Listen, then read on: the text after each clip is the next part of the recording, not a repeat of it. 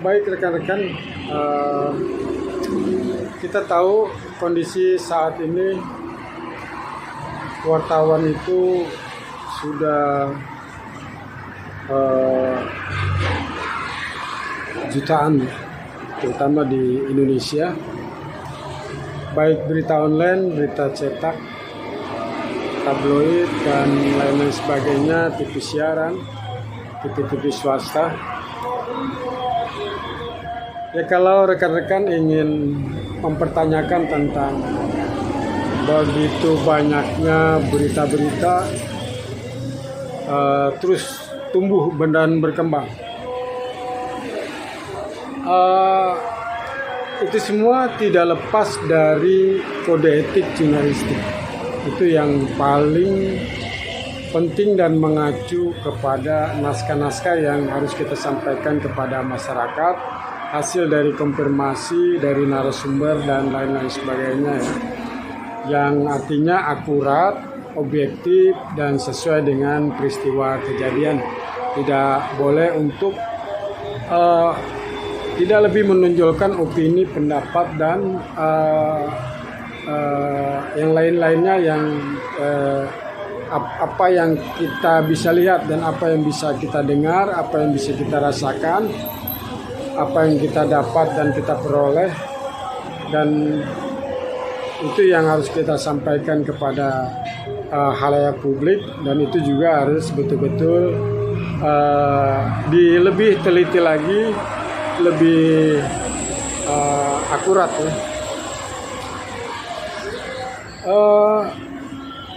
Kalau ada pertanyaan terkait tentang bahwa wartawan itu mengacu kepada kode etik jurnalistik, dan itu memang wajib menurut saya. Kode etik jurnalistik itu wajib dilaksanakan dan wajib diterapkan dan wajib diimplementasikan. Kan yang pertama, wartawan Indonesia bersikap independen, menghasilkan berita yang akurat, berimbang, dan tidak beretikat buruk. Nah, dari pengertian ini semua, kita mengambil secara universal, pengertian yang universal, artinya kita tidak ada tekanan dari manapun, baik itu perusahaan pers dan lain-lainnya, dan kita menghasilkan berita yang akurat, yaitu berita yang betul-betul peristiwa itu terjadi, dan kita tidak mempunyai beretikat buruk dan lain-lain sebagainya. Itu yang harus itu pengertian daripada kode etik jurnalistik yang poin pertama. Untuk kode etik jurnalistik poin kedua, yaitu wartawan Indonesia menempuh cara-cara yang profesional dan melaksanakan tugas jurnalis, ya, atau dalam melaksanakan tugas jurnalisnya dengan cara-cara yang profesional. Ini adalah, yaitu apa sih profesional? Arti profesional itu kan tidak ada sesuatu, ya. Artinya tidak ada, profesional itu sesuai dengan SOP, yaitu tugas wartawan, apa yang kita dapat di situ, dan fakta-fakta dan tentang apa yang kita pegang yang mengacu pada pemberitaan tersebut. Yang ketiga, selalu menguji informasi, memberitakan secara berimbang, tidak mencampur fakta dan opini yang menghakimi, serta menerapkan asas praduga tak bersalah. Ya, ini bagian dari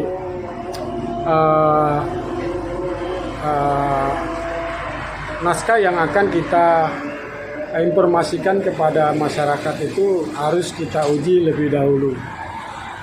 Terus ya, narasumber yang berimbang, terus fakta-fakta dan opini ini janganlah dicampur adukan di dalam satu berita, ya, kecuali untuk kepentingan publik, ya.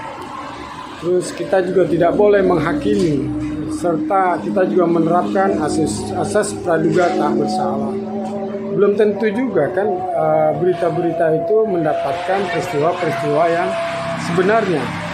Dan itu yang harus kita pikirkan ya di dalam pengertian praduga tak bersalah. Belum tentu juga orang tersebut bersalah.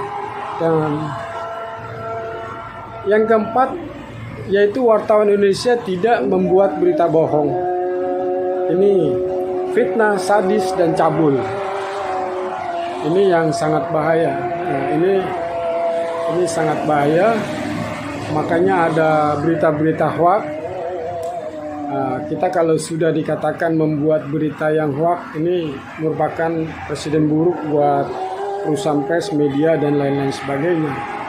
Terus kita lihat juga fitnah itu ya tidak mungkin kita sampaikan kepada publik. Itu sadis dan cabul, dan kita juga mempunyai cara-cara yang elegan ya, seperti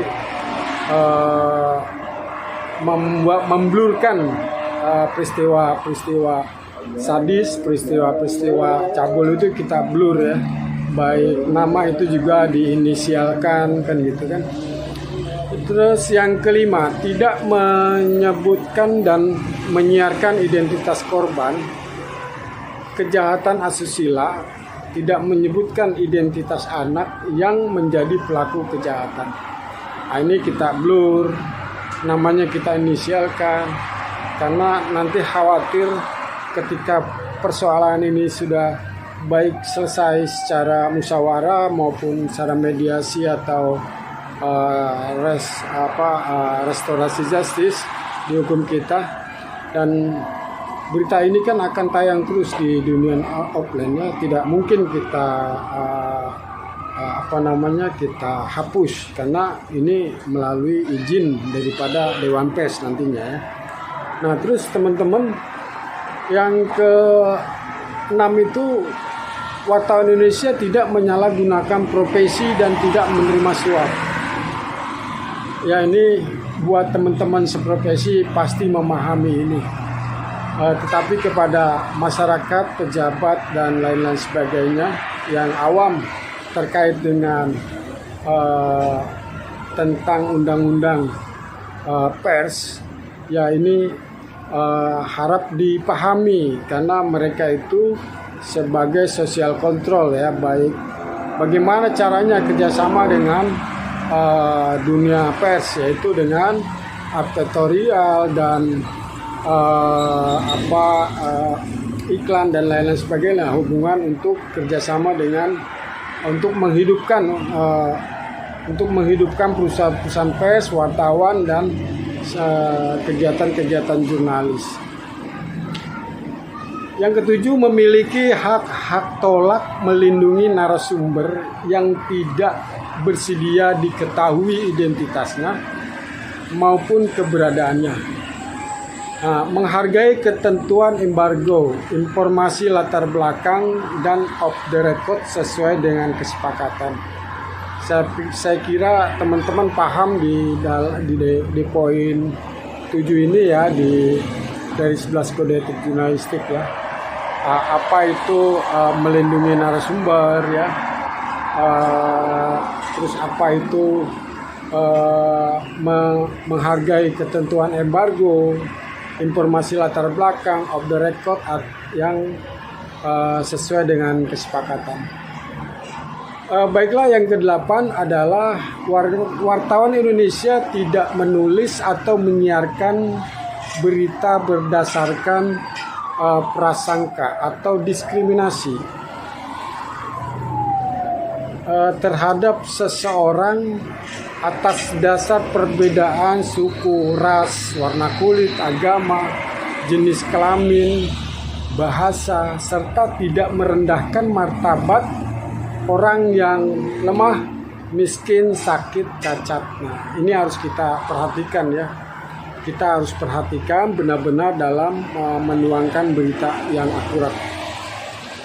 Ke-9, menghormati hak wartawan Indonesia, menghormati hak narasumber tentang kehidupan pribadinya, dan kecuali untuk kepentingan publik.